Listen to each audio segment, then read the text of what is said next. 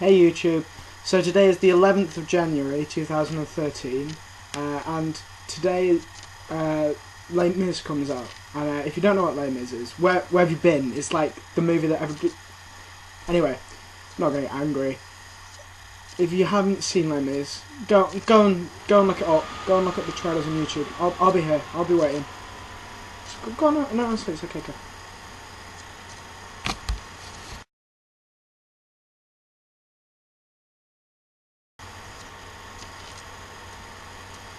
Okay, we're done? Okay, good. So, as you can see if you've read any of the reviews, opinion is quite heavily divided, and even opinions in the trailer vary wildly. So I thought, as I'm going to go and see it this afternoon with some of my friends, I'm going to do a video on my review of Les Mis, and so it goes. So, first I'll do my take before I go and see it, and then hopefully later on I'll make the second half of this and we can see how I think afterwards. But basically I'm really excited for it. I think the trailers look really good, and I know lots of people don't, so there's probably going to be I'm probably going to get quite a lot of shit for this. Oh well. I know lots of people aren't looking forward to it, but I think it's quite good. Lots of people are taking digs at Hugh Jackman and Russell Crowe singing in particular, but I actually think I really like Russell Crowe's voice. I don't know, maybe when I've seen the whole thing I'll change my mind about that, but for now, especially in the clip, there's a bit at the beginning where he releases Valjean for the first time, and I think his voice is really cool in it. But yeah, that as I said, many people don't like it, but I do, so we'll see. Hey again YouTube. So I've returned from my Les Mis exploits, and basically I'm going to do a rundown of all the characters one by one and say a little bit about each of them. So firstly, the Bishop. So the Bishop is played by Colm Wilkinson, who is one of the the original Jean Valjean, and he is amazing. He is one of my favourite tenors, probably one of my favourite singers that's ever existed. And so anything he does I think is amazing, and yeah, this is no different. He's awesome, and his voice is just magnifique. And he also has a really nice bit of symbolism during the film where he has two candlesticks where he gives them to the new Valjean, Hugh Jackman, and it's a really nice moment and it's really touching. Gavroche. Gavroche is the little boy who helps all the students at the barricade, and I don't really think this is a plot spoiler, but spoiler, everybody you love dies. And I mean everyone, with the possible exception of like 2 characters, but everyone. The little boy dies, yeah. Anyway, he is one of the most touching characters in the whole thing, and it's a really sad film, so he was really good, and he could actually sing. But he could, at the same time, he kind of gave that kind of rough diamond kind of feel where, you know, he's got a voice, but it's not deliberately been made to sound pretty or beautiful. It's still really harsh and real. So I thought it was really cool the way they managed to do that. Enjolras. Okay, firstly, if the name of that character offended you, I apologise. His name is something that's quite widely debated amongst musical fans, and the real consensus is either Enjolras or Enjolras, so potatoes. Anyway, to what he was, he could really sing, and he was interestingly the first character I didn't see any of kind of trailers or clips from, so I had no idea what his voice was like. But yeah, I was pleasantly surprised. It's always a difficult character to play, and I think he was superior to the 10th anniversary guy, but he wasn't as good as Ramin in the 25th, I'll be honest. Eponine. Okay, to best explain how I feel towards Eponine, I'm just going to do a quick action replay of what my face was mostly doing during when she was on the screen.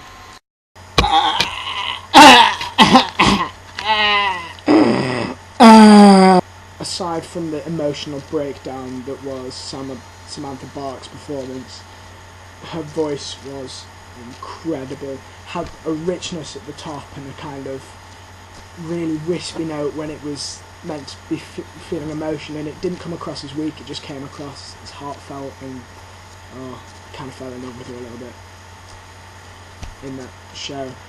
And acting was flawless and impeccable as well. Oh my lord, just all the awards.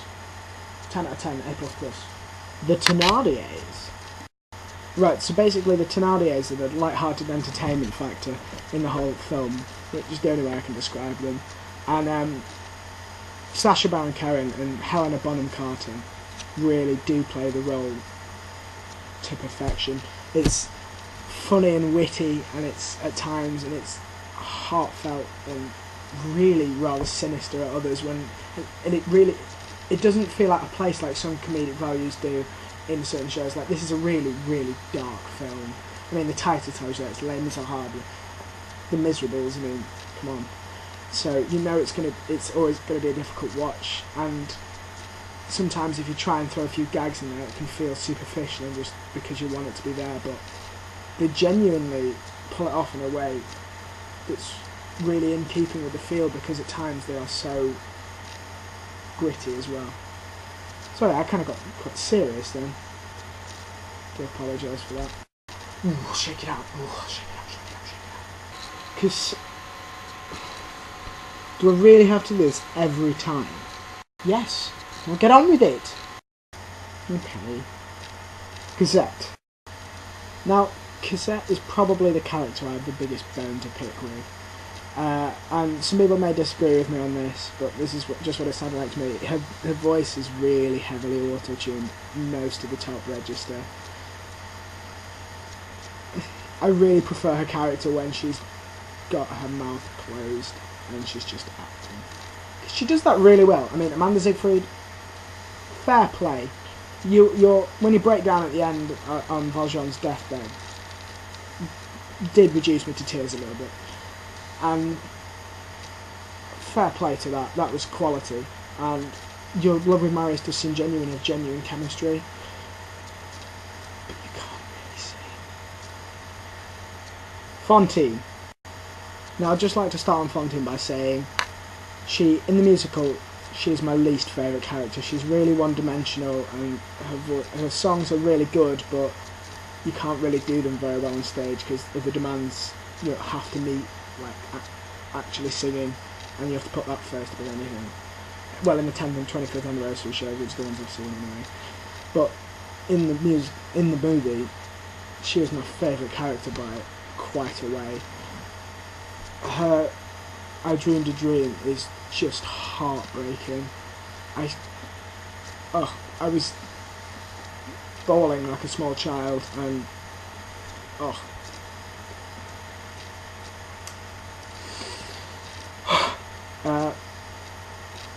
also, something else I really loved was the way at the beginning she starts off as this kind of prudent, very hard-working factory worker getting about her business, and she loses her hair, and then her tooth gets removed, and then she has to give up. She has to become a prostitute and give up everything she stands for, and she transforms and becomes everything she basically hates. And it was done so well and really believably. So A++. Awesome times all round. Javert. You liked saying that one a little bit too much. Yeah, that's probably fair. Anyway, the thing with Javert's the main baddie, basically, and played by Russell Crowe, who many people don't like his voice. And I'll admit it, his voice isn't 100% in the movie. He makes quite a few mistakes, and there's some things that don't really fit with the style of Javert. I'll concede that. But I actually think he plays the character sensationally. I mean, his acting was flawless, impeccable the whole way through, and when he's running around on that horse in the between times of Valjean finding Cosette and just getting into the nunnery thing, when he's riding on that horse, he is absolutely terrifying. Yeah, absolutely loved it. Oh, and as a side note, during the bit where Javert dies, there is, and I'm sure anybody who has seen it so far will know exactly what I mean, there is one of the most unholy noises I've ever heard in any situation. But in a film, literally everybody, all the men in the cinema, their balls went straight back up into their bodies because they literally went, ah! And all the women recoiled in the same way. I've never seen it. I've never heard, seen, done anything like it. But it was a complete unison recoil of terror. Literally, the film is worth watching for that one moment. Jean Valjean. Nice pretentious, that one. So, Jean Valjean is played by Hugh Jackman, who loads of people rave about his voice, and I'm sorry, there are bits of it I really don't like. I think this vibrato is too wide and too aggressive. It kind of it wore really thin towards him at the beginning. Sort of accepting it, yeah. He's come from Broadway originally, so his voice is going to be like this, where he thinks everything needs to be moved. And I don't really agree with that. But his acting is absolutely flawless all the way through. He is heart-wrenching at times. He seems strong when he needs to. Everything he does seems genuine. He lives that part. He's fantastic. At the beginning, a few of us agreed while I was watching in the cinema. It's really full on. It's like movies like this. It's a bit too early in the film to be doing this. I apologise for that. But yeah, it's still completely awesome. The whole Valjean thing. So that's basically all the main characters. And I just want to make some vague general comments about the whole film, which starts with, oh my god! The cinematography, is that a word? Close enough. The whole scene setting thing, it is perfect. It is absolutely perfection. And the way they put the sets together and the way everybody interacts, all the relationships seem real.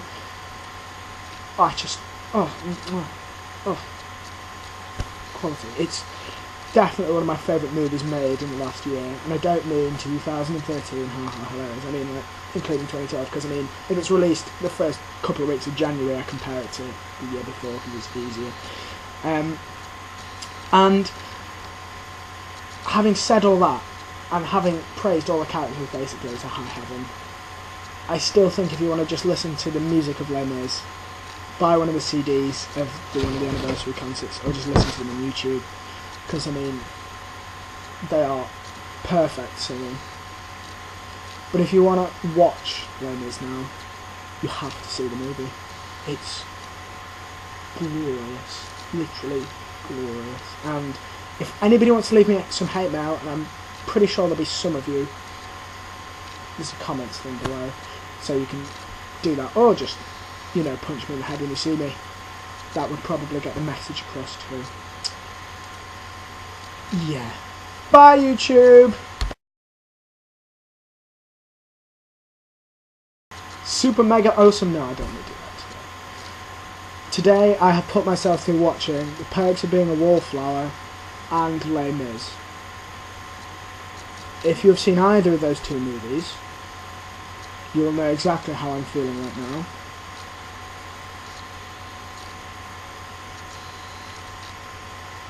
I'm not going to go to bed for a while, simply because I'm kind of worried about just where my head is at right now, to be completely frank with you. So I'm going to sit and watch some QI, try and get my kind of good feelings going again, feel like the world's a happy place again. Let's see if that goes well. Yeah, I just felt like sharing.